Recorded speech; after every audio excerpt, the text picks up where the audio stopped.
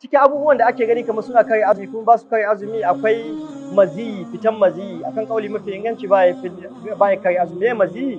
Maziyi shine abin da yake fitan ma mutum namiji ko mace wajen sha'awa karama ba wajen jima'i ba. Wata ran yana fita kaɗan kaɗan mutum bai gane ya fita, wata ran sai dai ya ga wandon shi ya jika idan ya ga wani abu na sha'awa na kallo, mafi yawa kallo na ido shi ke kawo fitan maziyi.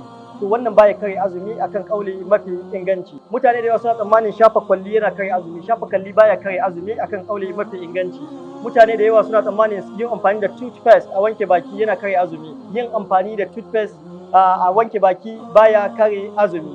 Mutane da yawa suna tsammanin sa a yi kwalkwalan kunne a sa abu ko cotton bud ko wani abu da ya kama da shi a cire dauɗan kunne yana kare azumi, shi ma baya kare azumi.